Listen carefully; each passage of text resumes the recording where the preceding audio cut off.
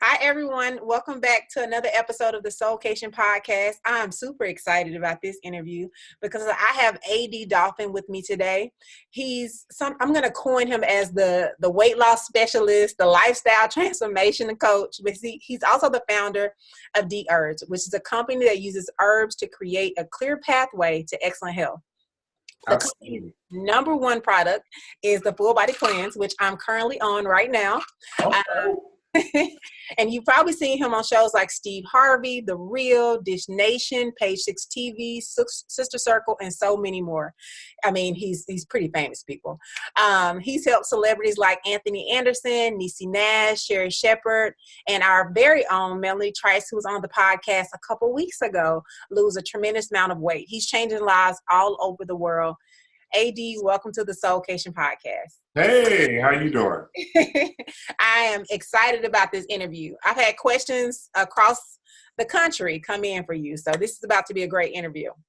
No problem.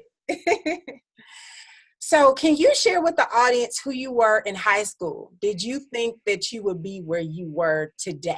Was it the basketball dream? How did it go from playing overseas in Australia to the DHerbs specialist? Wow, that's a good question. You know what it is? First of all, I always tell people, you got to stay open in life. When you stay open in life, you'll actually find your true calling. So I think that's really key and that's essential. But as far as me is, I always knew that I would run my own business. I played basketball, but that was just a means to help me get to where I wanted to be because I enjoyed it so much. And that's the another thing. You got to, whatever you do in life, you have to enjoy it. If you enjoy it, you would truly be successful at it. But I knew I would somewhat be here, especially because of my family history. Everyone in my family has their own company. My sister has a company called IQ Air. It's a monster, huge, big company. My grandfather had companies. My father had companies. We've always been, we're an entrepreneur type of family. So I knew I would be here, but exactly here, no. But I knew I would be somewhere. Okay. So, I mean, did you thought you were going to be like Jordan? We always shoot for the stars. He was definitely, him and Kobe was, they were on my dart board. I was throwing darts at them every day, one day.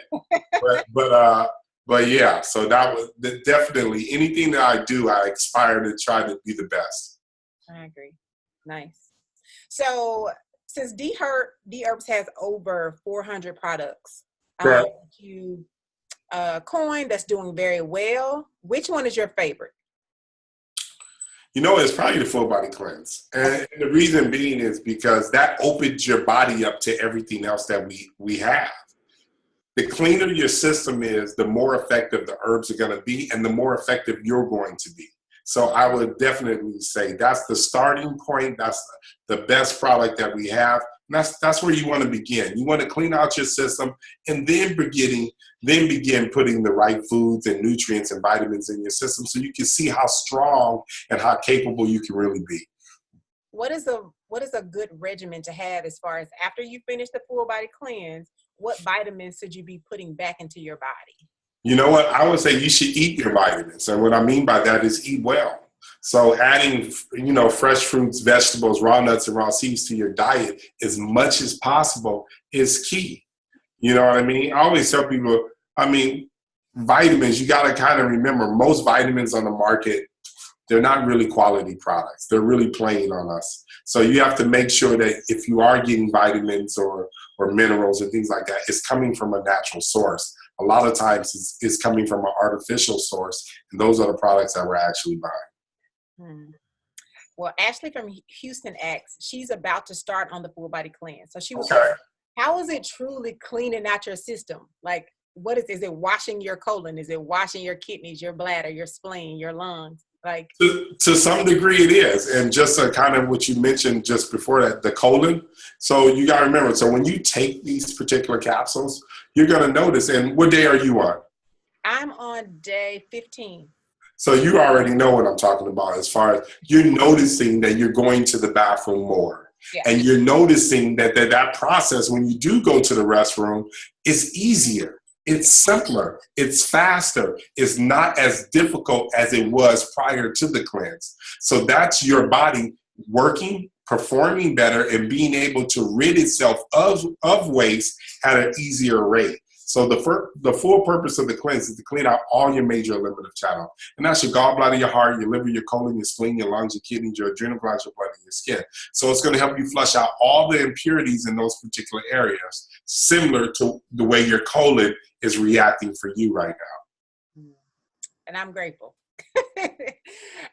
So people who want to be successful on the cleanse that are super busy, let's say entrepreneurs, what do you suggest they do as far as a regimen or routine, because they're on the go and they're trying to eat clean? What do you suggest that they do? Prepare yourself. Okay. You know, you got to be prepared for this, and you got to be mentally ready for this. So therefore, if you know that you're going to be on this hour and a half trip to a different office or different location, you know, that happens quite often in LA. If I'm trying to get to the valley, it might take me an hour and a half to get to the valley. So I need to make sure that I got, you know, my foods there. I got to make sure I have my herbs there so I can do this properly. So therefore, I don't find myself stuck, hungry, and next thing you know, my mind gets the best of me, and then I'm cheating on the cleanse. So I think preparation is key. What do you suggest about out to eat on the full body cleanse? See, I live in LA. I'm not sure. Where are you? I'm in San Diego. Okay, in San Diego. So there's great places in San Diego too. So what it is that we have raw food restaurants here. We have, you know, we have a lot of vegan places that have a raw food section on the menu. When you go into Whole Foods, there's a raw food section in Whole Foods. Right. So a lot of times, if you're in Alabama and these other places, you don't have that benefit because they cater to the demographic of people in those areas and what they actually will consume. LA, California is a really progressive place. So we're actually getting a glimpse of the future for the rest of the country here. Yes, so it's a different scenario for everyone else, but that's why I'm saying you can't let that limit you. You still got to do the work. So therefore, you know, going to Whole Foods, going to these stores and having those foods on hand so you can get through the cleanse is probably going to be your best bet if you're in, you know, an area that doesn't have all these wonderful things that California has. Very true. I'm sorry, everyone else that doesn't live in California. Right. Listen to the podcast. Right. Hear a little bit more. So this is a question from Erica in Atlanta. She was like, let's talk about sugar. What does sugar really do to your body? Okay, so think about sugar. It basically, it kind of corrodes your body in a sense. One thing that people say is that sugar is probably the #1 drug on the planet, where a lot of people are addicted to it. It truly, truly affects you. It just kind of corrodes your system. You know, it's a quick, fast fix to get you through, but ultimately there's a real drop in energy proceeding afterwards. And it's just hard for your body to digest in general. Now, if you're talking about natural sugars versus man-made sugars, that's really the difference. So when you're getting sugar like fructose and things like that from fruit, that's a natural source. That's gonna have a great benefit to your body. Now, chemicals and man-made sources of artificial sugars, those things are gonna vastly affect you. And that's the difference between them as far as which one should you be looking for and which one is okay for your body. I always tell people, God didn't make any mistakes. That's so true. Yeah. So what do you recommend as far as alcohol? There's no alcohol on the cleanse. So for the rest of your life, what do you view as like a good, healthy regimen if people like to indulge in alcohol? Look at your face. Look at your face. I can't help people do wrong. What are we talking about? I don't drink. I can care less. I don't drink. Now, I may have a drink socially because it makes people uncomfortable. Especially when I say I don't drink, and then people be like, oh, shoot, I can't drink either. So, I mean, I don't care about drinking. It's not a big part of my life. It's a very, very, very small part. And you got to understand what's in alcohol. You know, I'm trying to be here for the next 120 years. I'm living this all out. So I just, I don't know how to tell people to drink better. I would just say, hey, make sure, keep it down, because a lot of times people do, let's say this. This is what I would probably tell people, and just so they are mentally kind of understand this. When life isn't so sweet, we look for sweetness wherever we possibly can. And oftentimes it's on a plate, or sometimes it's in a cup, or sometimes it's drug use, because you're trying to forget about what's going on. But ultimately, whatever you're dealing with, it ain't going nowhere. You still gonna have to, once you become coherent, you're gonna have to deal with that particular issue anyway. A lot of times that's people reasoning for drinking. You know what I mean? It makes it easy for you to make that mistake. It makes it easy for you to do certain things. Hey, I was drunk, and all these things, So I don't really know how to tell people to do that. You know what I mean? To be honest. And that's just me being honest. I'm not a big drinker. I don't really care for it. That's great. Thank you. I'm happy. You want to learn how not to drink? Get happy.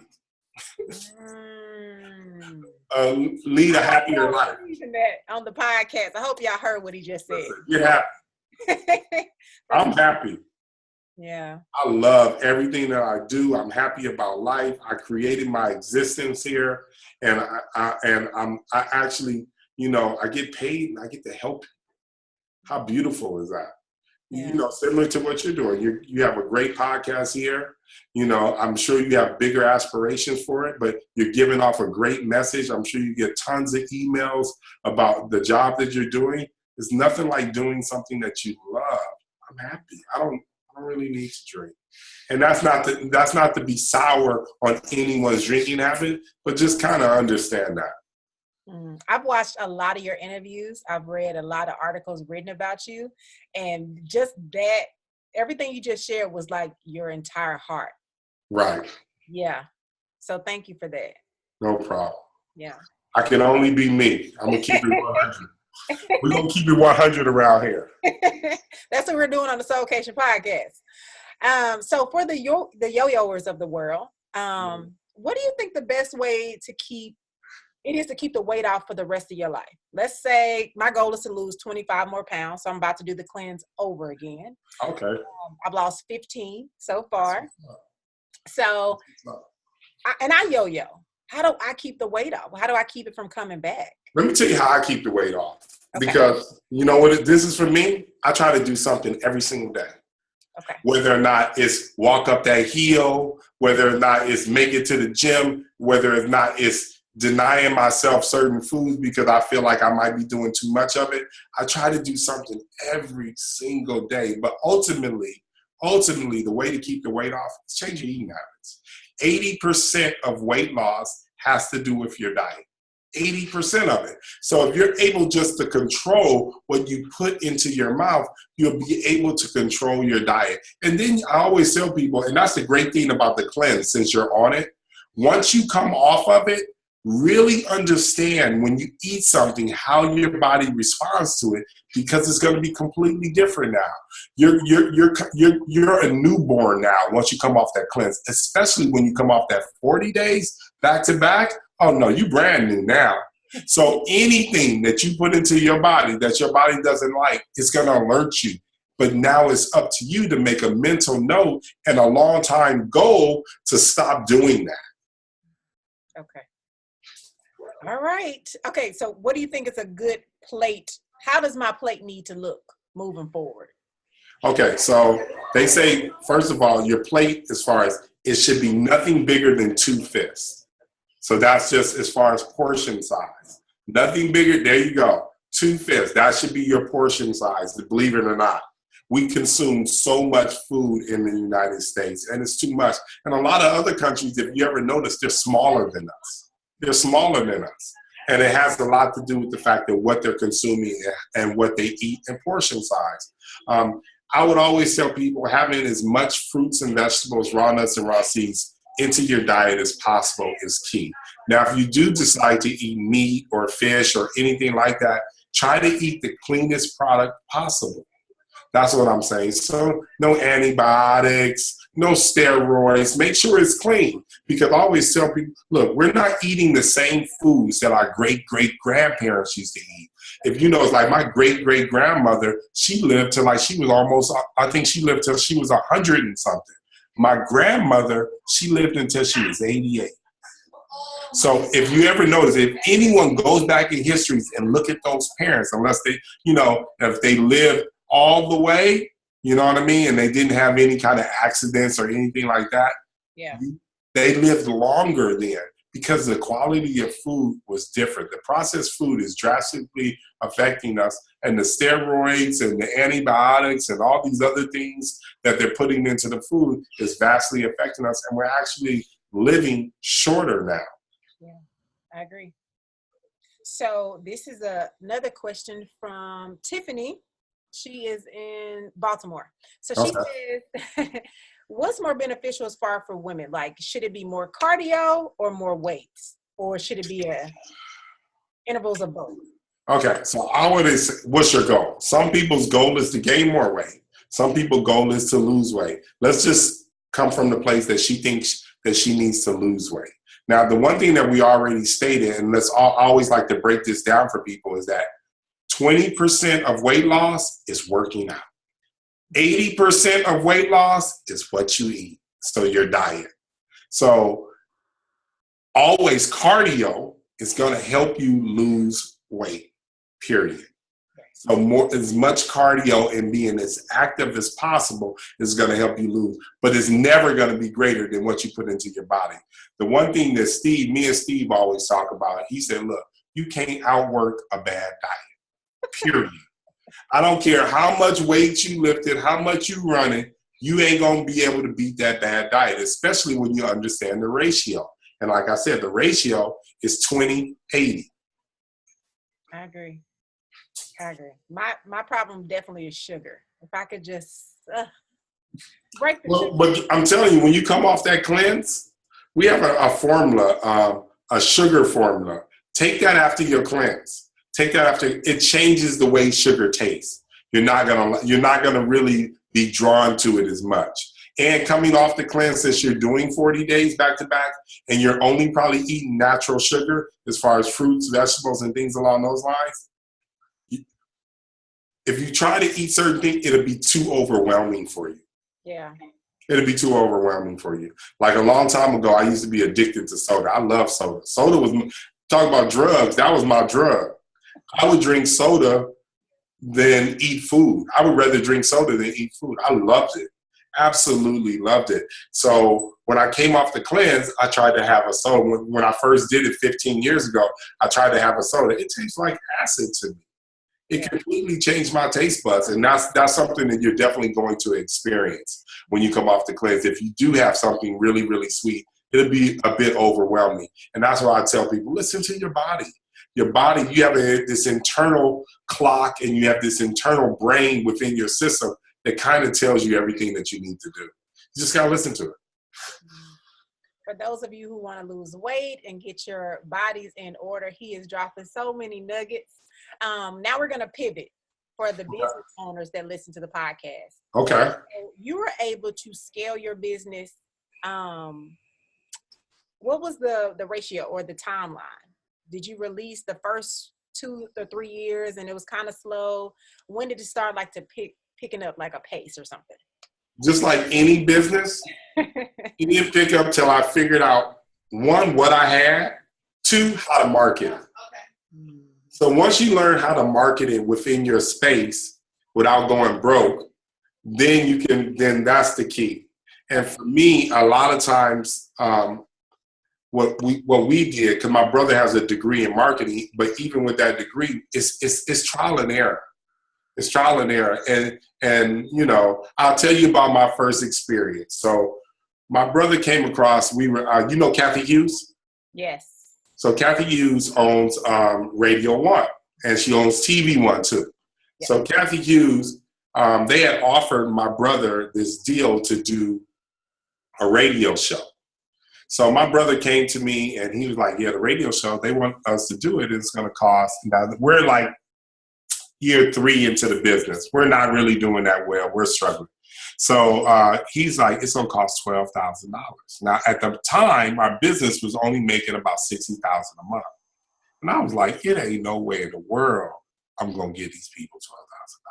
I was like, nope, we're not doing it. That don't make sense to me. And then a week later, he comes to me. He's like, okay. They said they'll do it for 11.5. I was like, man, I don't care what they say. I'm not doing it. He kept coming. They had got down to 9.5. So they wanted me to give them $9,500. So I told my brother prior to that, I said, look, if they get under 10, I'll give it a shot. They had worn me down.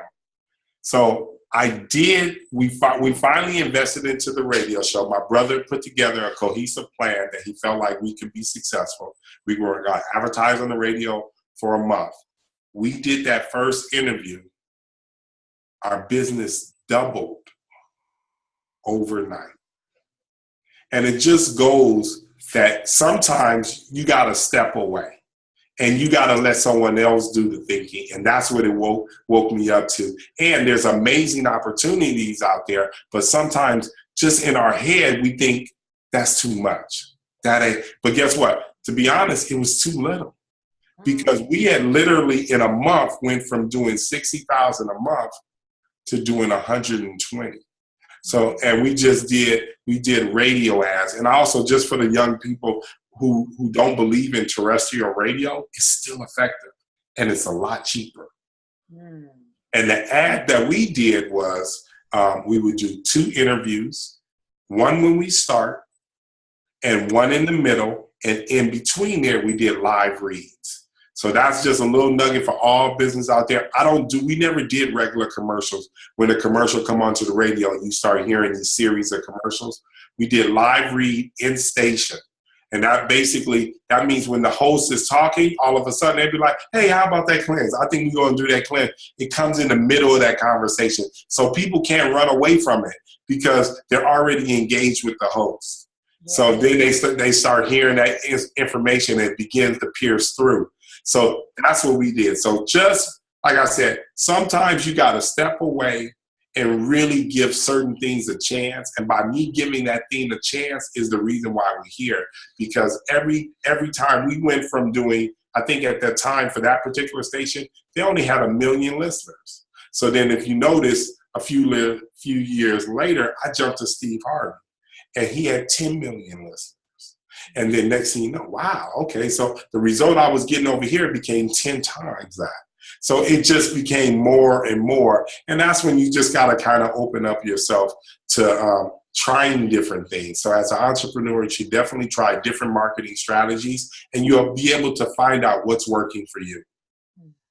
And I see you work with your brother. So for people that are looking for a number 2 or somebody to come alongside them that's not going to use them or steal their idea and just trusting somebody with your vision and your heart, because that's really what it is. What would you say to that person trying to bring somebody alongside of them? I would tell that person is no one does it by themselves. Period. No one does it by themselves. And I would never pick anyone that's like me. My brother's not like me. He thinks differently. I want different people in the room. I don't believe that my thoughts are all right. And they're not. You know what I mean? You need other people to bring different ideas, to expose you to different things, and it helps you transcend the way you think about certain things. Right. So it's the reason why we're here. I always tell people, look, we had a great product, but without my brother being my guy that I trusted and believed in, and he had this vision, without that, I don't think that we would be here right now. So my brother definitely helped me keep pushing the business above and beyond. And it helped us get here, for sure. Shout out to your brother. Absolutely. So as far as budgeting, were you always great with money? Did you have to bring somebody in, or how did that work? As far as budgeting, we brought someone in. So this is the difference. So, and that's why I'm talking about all these unique people in the room.